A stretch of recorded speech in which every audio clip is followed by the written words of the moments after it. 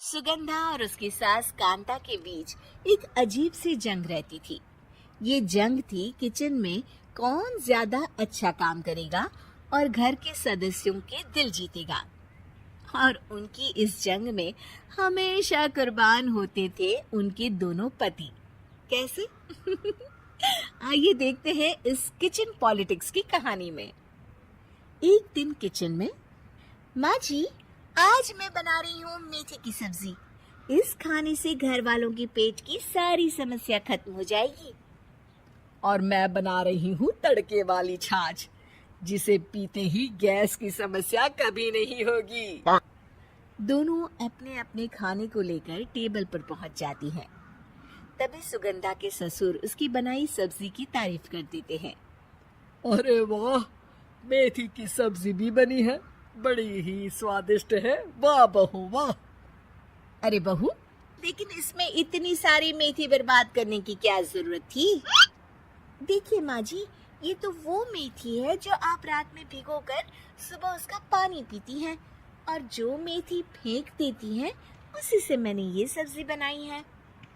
अरे वाह बहू, तुमने तो बड़ा ही समझदारी का काम किया। बस अब क्या था। कांता जी का तो मानो ये सुनकर खून ही सूख गया।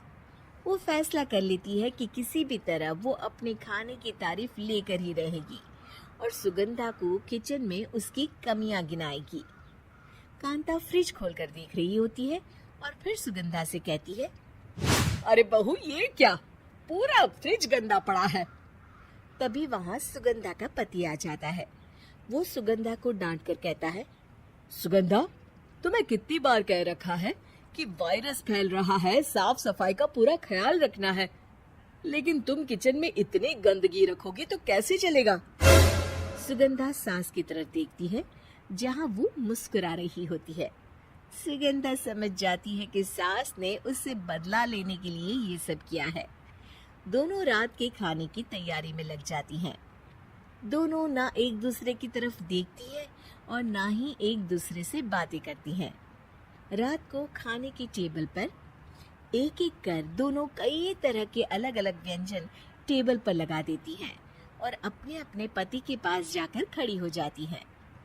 अरे खाइए जी खाइए, मैंने बड़ी मेहनत से बनाया है। प्लेट में वो खाना डालती हैं। सुगंधा भी दोनों के प्लेट में खाना डालती हुए कहती है, बड़ी ही मेहनत लगी है इस खाने को बनाने में। हाँ, दोनों को ना चाहते हुए भी सारा खाना खाना पड़ता है।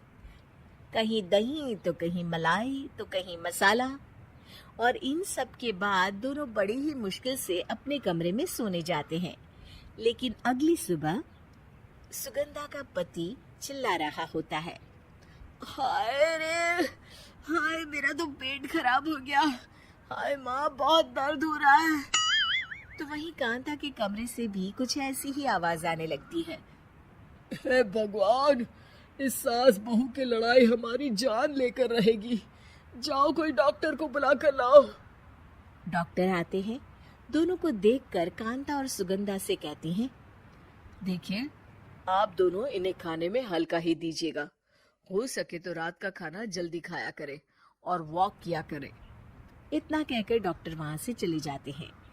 जिसके बाद एक बार फिर से दोनों बहुएं किचन में जाती हैं और खाना बनाने में लग जाती हैं।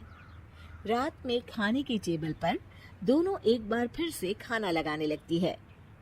पापा जी, मैंने ये पतली मूंग की दाल की खिचड़ी के साथ ये पापड़ और पुदीने की चटनी भी बनाई है। अरे बहू, अभी अभी बेचारे पेट की बीमारी से गुजरे हैं, इतना भारी खाना तो डॉक्टर ने भी मना किया है ना। देखिए, मैंने आप दोनों के लिए सूप बनाया है। और दोनों उन लोगों की प्लेट में खाना डालने लगती है। तभी दोनों एक साथ बोल पड़ते हैं, बस करो, हमें माफ करो, हमें नहीं खाना इस घर में, ना खिचड़ी और ना ही सूप। हम इंसान हैं, एक वक्त में एक ही खाना खा सकते हैं।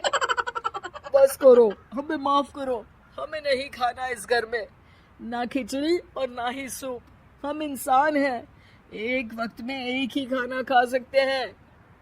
इतना कहकर वो दोनों वहां से चले जाते हैं। कहानी का अंत। आप लोग उम्मीद कर रहे होंगे कि अंत में सब ठीक हो जाएगा, नहीं जनाब, अगर सास बहू के बीच सब ठीक हो जाए तो आप ये सीरीज देखे ही क्यों? तो मजा लीजिए इस चैनल में सास बहू से जुड़ी कहानियों का, क्योंकि ये ऐसा रिश्ता है जिसकी मिठास उसकी खटास में हमेशा ज्यादा ही रहती है।